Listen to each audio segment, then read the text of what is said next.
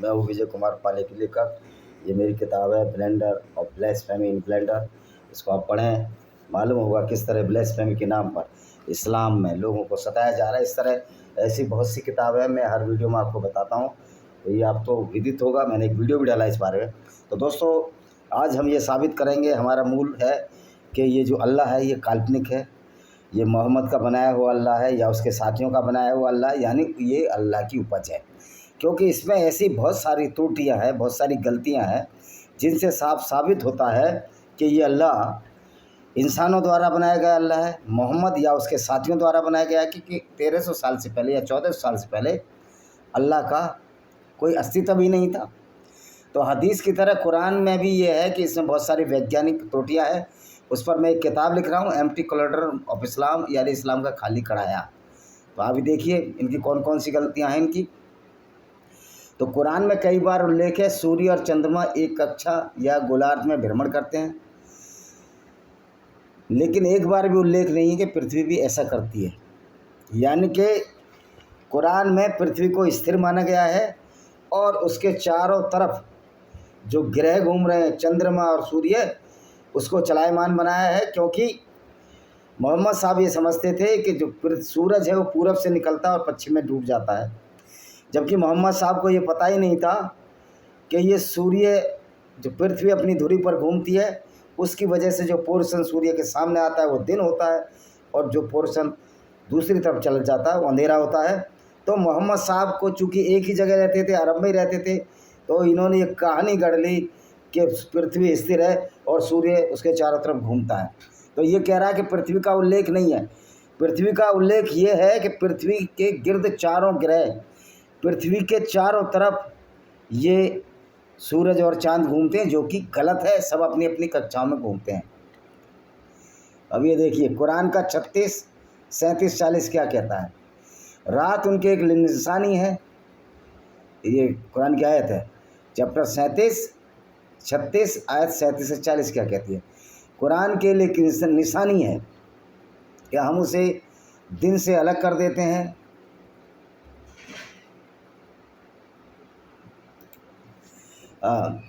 और देखते हैं कि अंधेर में है और सूरज उसके लिए एक विश्राम स्थल की ओर दौड़ता है। यही प्रतिभाशाली तत्वदर्शी माप है। और चांद के लिए हमने महल बनाए हैं, जब तक कि वो पुराने मुरझाए ताड़ के पत्ते की तरह वापस ना आ जाए। सूरज चांद को पछाड़ नहीं सकता, नहीं रात में नहीं दिन से निकल सकता, सभी अपनी अपनी चांद तैरते हैं। तो पहली बात तो ये है कि चंद्रमा के लिए कोई महल नहीं है। चंद्रमा भी घूम रहा है, सूरज भी घूम रहा है, और सूरज का कोई विश्राम स्थल है ही नहीं। कुरान के हिसाब से सूरज का विश्राम स्थल अल्लाह के अर्श के नीचे है, यानी कि अल्लाह का जो सिंहासन है उसके नीचे सूरज छिप जाता है। अब ये बताइए, इतना बड़ा सूरज, और अल्लाह कहाँ रहता है? 7वें आसमान पर। आसमान नाम की कोई चीज़ नहीं है। पहले आसमान पर अल्लाह आ जाता है लोगों को बांग जगाने के लिए, अब नमाज पढ़ो।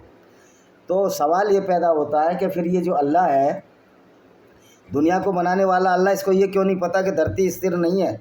धरती सूरज के चारों तरफ घूम रही है, लेकिन कुरान का अल्लाह कहता है नहीं, सूरज उसके चारों तरफ घूम रहा है और धरती स्थिर है। इससे साबित होता है कि कुरान का जो अल्लाह है, सॉरी भाई, ये कोई अल्लाह वल्लाह नहीं है, मोहम्मद की बनाई एक रचना है, फैब्रिकेटेड चीज़ है। तो सूरज का विश्राम स्थल कहाँ है? अभी मौलाना इसकी क्या करते हैं, देखिए सही मुस्लिम की 297 में सूर्य के दैनिक चक्र का उल्लेख उसी अरबी शब्द का उपयोग करके विश्राम स्थल करता है जो अल्लाह के सिंहासन के नीचे है, और वह स्थान है जहां प्रत्येक रात सूर्य सजदा करता है और अपने उद्गम स्थान से जाने और उठने के लिए कहा जाता है।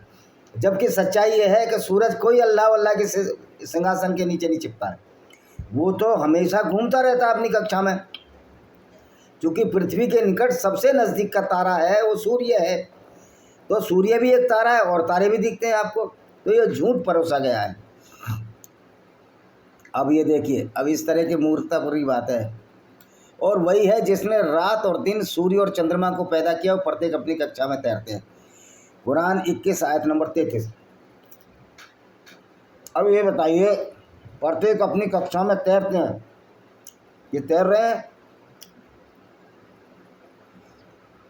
ये मूवमेंट कर रहे हैं।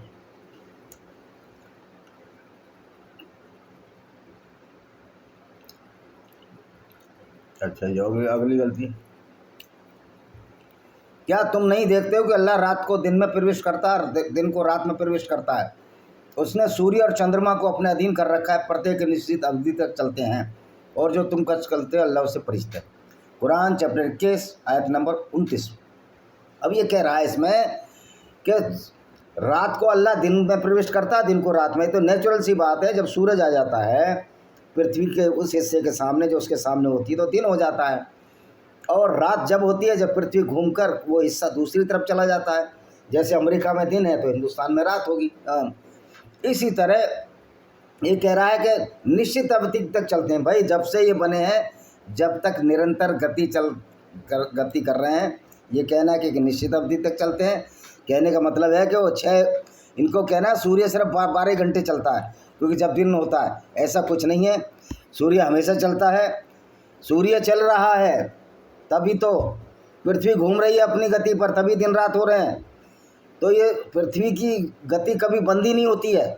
अगर पृथ्वी की गति बंद हो जाए तो एक जगह रात होगी और दूसरी जगह हमेशा अंधेरा रहेगा। जो ध्रुव हैं, जो ऊपर है, इसलिए कि वो सूर्य उनकी किरणें पूरी नहीं पड़ती तो वहाँ 6-6 महीने अंधेरा रहता है। अब देखिए, सूर्य और उसकी चमक की कसम, चंद्रमा भी कसम जब इसके पीछे आता है। अच्छा, ये सूर्य और उसकी चमक की कसम और चंद्रमा की कसम जब पीछे आता है।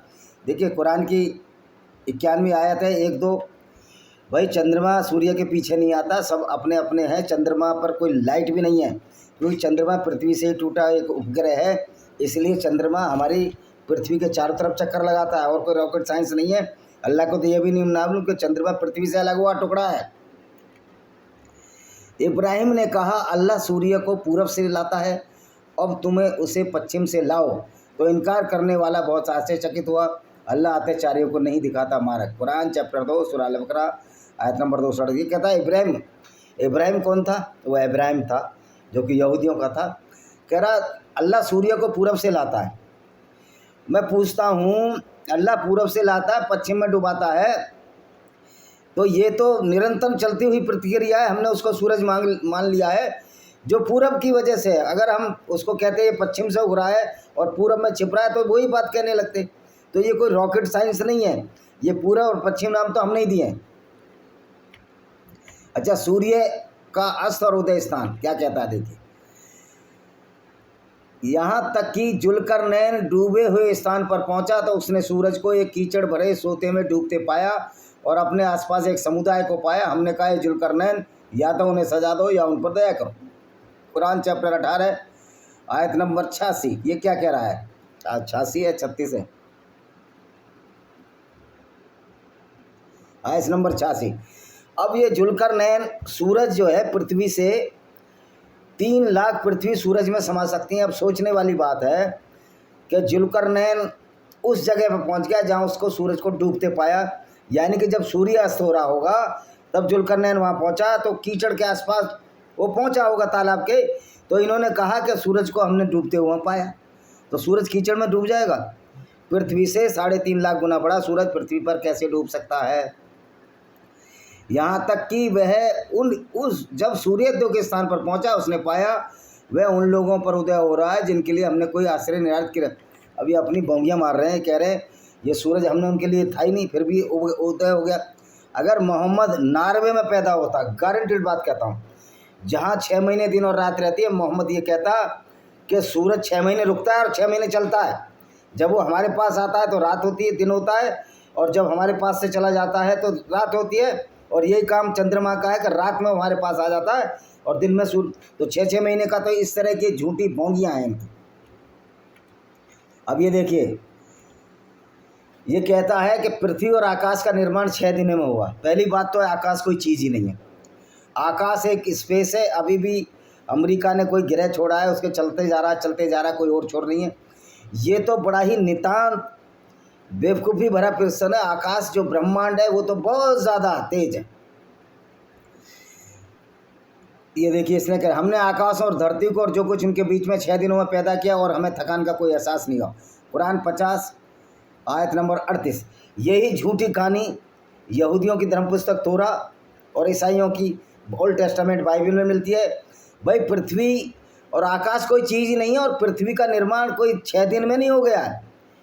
जो चैप्टर बाइबल का जेनेसिस चैप्टर है, जो पहला ही किताब है, बुक है जेनेसिस की, उसमें शायद 23वें 24वें चैप्टर पर ये है, हमने 6 दिनों में बनाया। भाई 6 दिनों में तो बना ही नहीं सकते, क्योंकि पृथ्वी तो निरंतर कैसे बनी, बिग बैंग थ्योरी, जिसमें बहुत सारा जो ग्रेविटी वाला मास था, भारी मास था, एक विस्फोट हुआ और वो सारा जो बड़ा द्रव्य था वो अंदर इकट्ठा हो गया सॉलिड, और ऊपर उसको गैस का आवरण हो गया, और बहुत सारे क्रोम निकल मेटल बन गए, और पृथ्वी का जो अंदर का कोर है वो जब मैग्नेट की बराबर ताकतवर हो गया, कि पृथ्वी एक बहुत बड़ा चुंबक है, तो सारों को चिपका लिया और पृथ्वी कॉम्पैक्ट हो गई। ये पृथ्वी की थ्योरी है। ये कहते हैं 6 दिन में कैसे बना दोगे पृथ्वी, पृथ्वी का वर्ष तो लाखों वर्ष में हुआ है।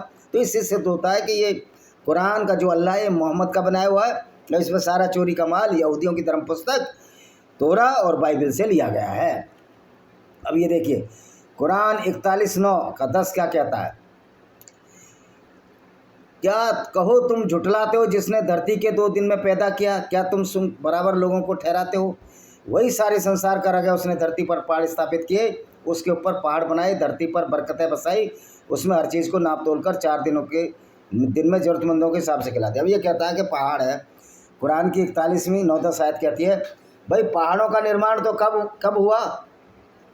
पहाड़ों का निर्माण तो जब हुआ जब पृथ्वी की जो कोर में जो टेक्टोनिक प्लेटें जब टकराती हैं, कि जब जानते हो कि पृथ्वी की जो सतह है, अंदर का जो वो है मेटल है, कोर है, जो अंदर की भाग है वो लिक्विड है, और उस पर हमारी ये प्लेटें जिस पर हम रहते हैं वो टकराती रहती है। जब टकराए तो उनके टकराने से पहाड़ बना।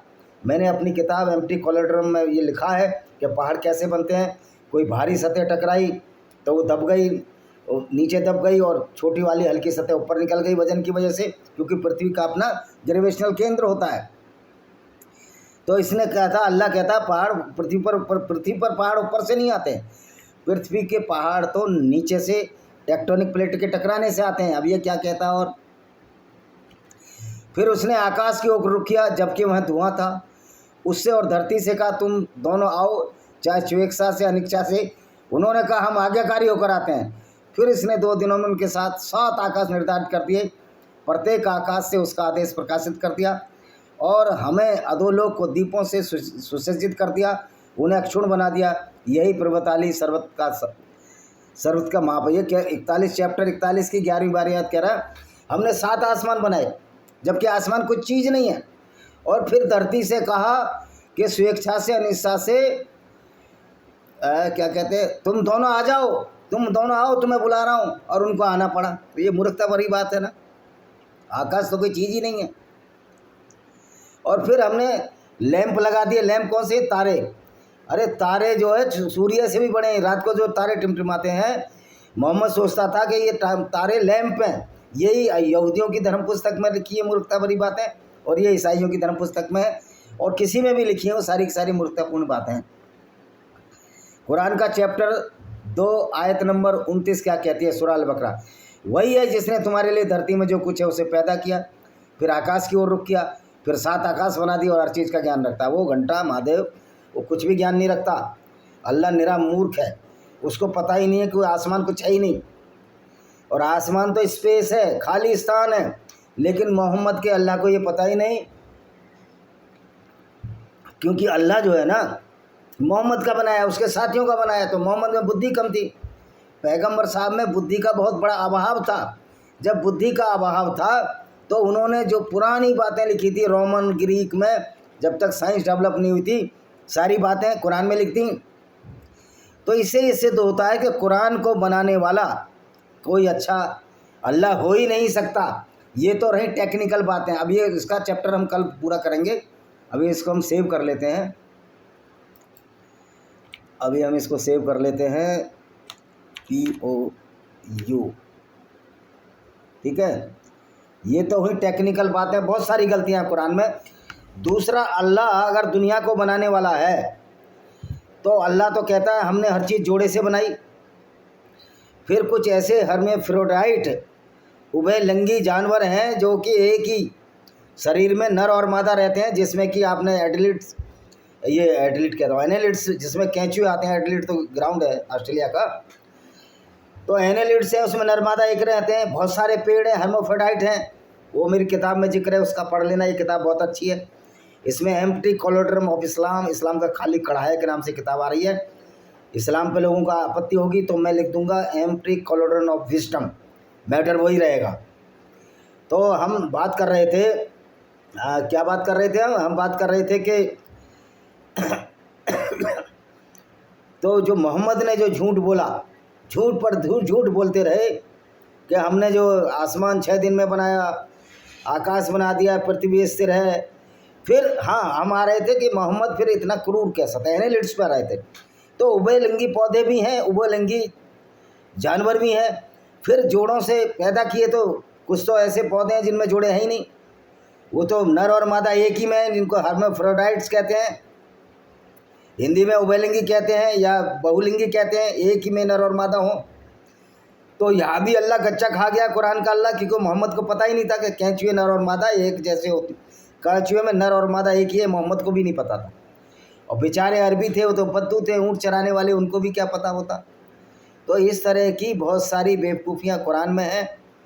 तो उससे सिद्ध होता है कि कुरान कोई अल्लाह, कोई पैगाम नहीं है, ये अल्लाह दुनिया मोहम्मद ने अपने दिमाग से बनाया।